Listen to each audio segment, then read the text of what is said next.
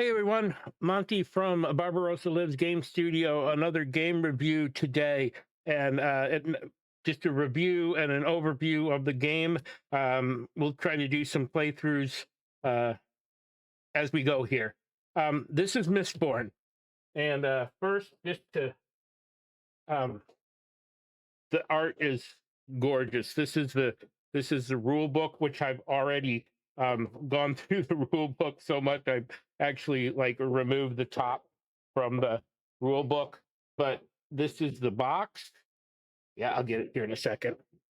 So excellent, just beautiful box. Um, with some of the extra things into it with the uh, tiny parts of it, just a little bit more than you normally get from some of the games. And as with a lot of these games that I'm finding, the very well thought out ability to store this without it just all flying all over the place, this to me is a great part of what some of these tabletop games, and they are a little bit more expensive than say Monopoly, although probably not much. Um, it they're doing things that just amazing to me to come out with these highly um I guess to me there's still something that the whole world doesn't play. There's a small section of the world that plays these, and I'm sure that that's growing and growing and growing with the amount of how much Dungeons and Dragons and the whole entire role playing is accepted. Unlike in 1982 through 86, when I was in high school, where we were relegated to a table by ourselves. There was four of us. We didn't know anybody else who played. It was just us, and we barely play. All we did was fight. We roll up a real tough character, and you'd fight. We didn't role play. We didn't do anything, but that was what you had time for during lunch in high school. But regardless, uh, the game, here's your hit point counters. So they did come not put together, but these are actually plastic pieces, so they're really well built. You still have to kind of take care of them. There's one for each character color in there, and then one if you're playing solo. This is another cool part, and my whole thing is about playing solo games, about being by yourself and doing things for yourself. Um, whether it comes from just being you um, and or a schedule or finding the right people to play with. But I enjoy the genre. I have there. It just is. I enjoy the genre. I am new to Brandon Sanderson's books, and they are amazing. To me, I have finished Robert Jordan and Brandon Sanderson finished that series at least three times in audiobook, all the way through the books. I'm listening to his books the first time, and I guarantee I will be listening to them again. I really, really, really like it. They're good. Hey everyone, Monty from Barbarossa Lives Game Studio. Hey, this is another one of the books we have up on the website from our vintage collection. It is The Quintessential Wizard from Mongoose Publishing. It is for Dungeons and Dragons 3 or maybe 3.5. It looks like it's a 2003 edition of the book. Again, this one is in absolutely gorgeous condition, just pristine. A whole lot more to do if you play that, or just maybe a wizard was your favorite character way back when you were playing 20 years ago. If you're playing 20 years ago, just really neat and in such great condition for something that's, this old. Uh, it is normally on the website for $20. It is going to be $10 for a limited time. And I recommend you go pick it up quick because that one's gonna go fast. Thanks. Have a great day. Bye-bye. Going to be my third besides Dune and Eye of the World. They're definitely Wheel of Time series, but and the Dune books that Kevin J. Anderson and Frank Herbert's son is just amazing too. But I digress. Back to the game.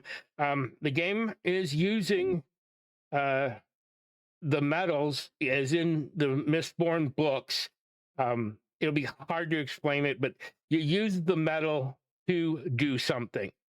They drink the metal or drink little portions of it, and they are able to do something. Each metal does something different, and most people can only use one set of metals that does kind of two opposite things: push, pull, make somebody feel good, make somebody feel bad. Those types of things. Um, but the single player game is using all of the same things, but instead of playing against each other, which you would normally do all of this fighting and everything that you're doing to wipe out another player. So there'd be up to 4 players around. But it offers an entire different game. Well, sort of an entire different game where you're playing against the Dark Lord, Dark Ruler. Yeah, there goes my brain again. Which one is it? And he has his own counter, his own way of working. It's kind of like he's he's an NPC that the cards take care of playing. He has his own deck of what he can do, which is different than the deck that other people that the rest of the game uses. There's 4 different characters that you can play for up to 4 people. Each one allows you different abilities and uses different metals to do things. And each one of those characters also has in here some specific cards that are just for them that match those particular metal abilities to get you started. And then what they call resource cards, because that's what you use to buy new cards.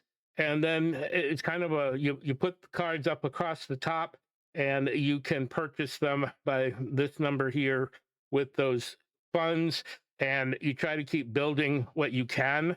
You can also do things like eliminate a card from the game completely to have something happen. So I don't know how to not get too deep, but these little wooden things come with the game. Again, the way this is put together, it is just so well built.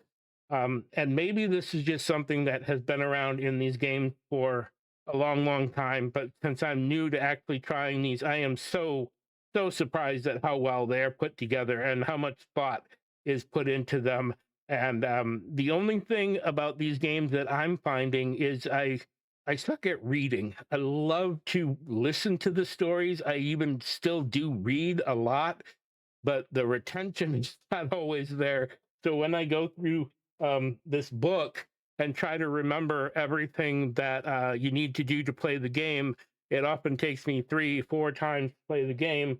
But I did find that, and I'm probably still doing some things wrong as I play the game, but it doesn't matter because you're playing by yourself. So if you're enjoying it, the rules are the rules. You can throw them out same way people do with solitaire all the time.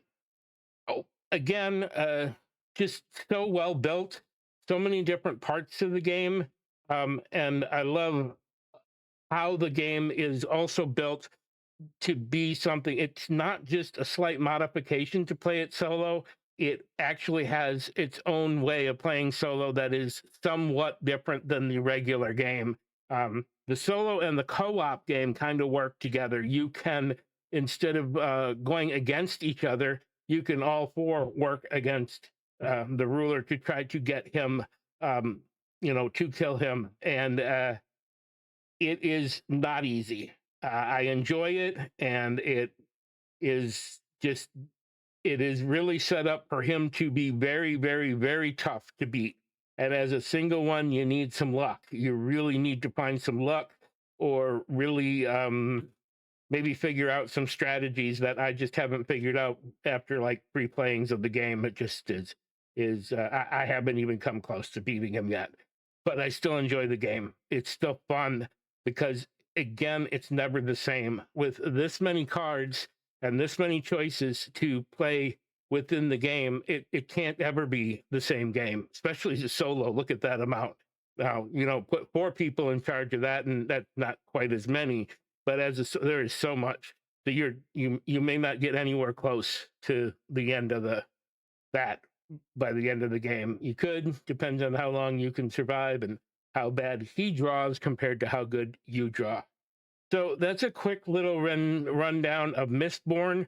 I just need to figure out how to get my cameras to work well enough once you get these games out, to be able to play, because the game takes up some serious room that I think is bigger than the way I have the camera set up right now to handle. But maybe I'll just figure out what can go off camera that just doesn't matter if it's off camera. So we'll go from there. Again, Monty from Barbarossa Lives. Please check out our website, barbarossalives.com, and check out everything that's happening over there. Blogs. I'll be starting to keep a whole lot better of the videos that are going up and try to do blogs about them, and a website that is 3D printed stuff of my own, and books, mostly D&D or other tabletop role-playing games that are vintage. So almost all of them are over 20 years old. Check them out on there. A lot of them are in great condition, just amazing condition.